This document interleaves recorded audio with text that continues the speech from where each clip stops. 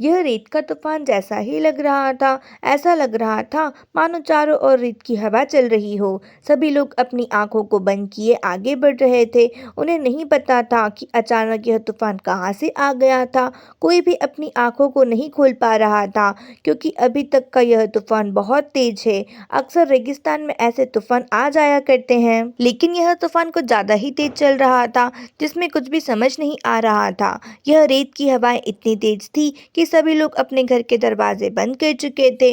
जो दुकानें खुली हुई थी वह भी बंद की जा चुकी थी, क्योंकि सभी में रेत भर चुकी थी। मौसम की तरफ देखने में ऐसा लगता था कि वह भी साफ दिखाई नहीं दे रहा था, क्योंकि वह भी रेत से भरा हुआ नजर आ रहा था।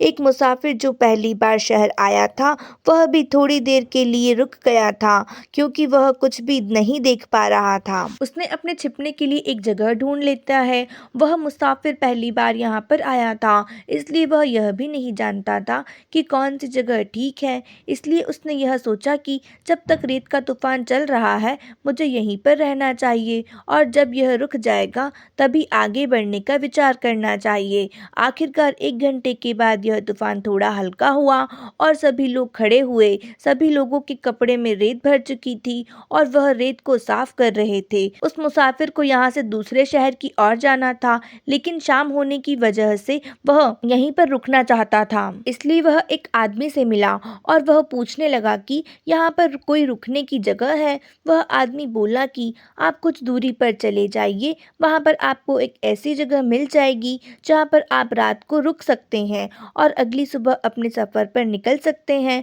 उस बताए हुए आदमी के रास्ते पर आगे की ओर बढ़ने लगा, तभी उसे वह जगह मिल गई है। उस जगह के अंदर गया और उस जगह के मालिक से पूछा कि मुझे रात को यहाँ पर ठहरना है, क्या आपकी यहाँ पर रात को ठहरने के लिए कोई जगह खाली है? उसने कहा, आप कहाँ से आए हैं? तभी वह मुसाफिर बोला कि मैं काफ़ी दूर से आया हूँ और दूसरे शहर जा रहा हूँ। मालिक बोला कि आप क्या करते हैं? मुसाफिर बोला कि मैं हीरो का व्यापार करता हूँ और हीरो को बेचने के लिए दूसरे शहर जा रहा हूँ।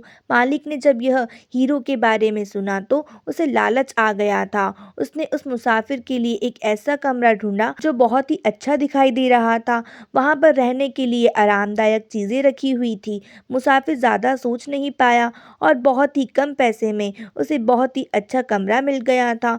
वहां पर रुक गया है। जब रात हुई तो उसके दरवाजे पर हल्की सी दस्तक हुई। मुसाफिर की आंखें खुल गई और वह दरवाजे की ओर बढ़ने लगा। जैसे दरवाजा खुला तो वहां पर कोई नहीं था, लेकिन मुसाफिर को यह बात मालूम थी कि दरवाजे पर आवाज हुई थी, लेकिन वहां पर कोई क्यों नहीं था। तभी मुसाफिर मालिक से मिलने के लिए आगे चला गया। जब मालिक से मिला तो कहने लगा कि आपने कोई देखा है? यहाँ पर मेरे दरवाजे पर अभी आवाज हुई थी।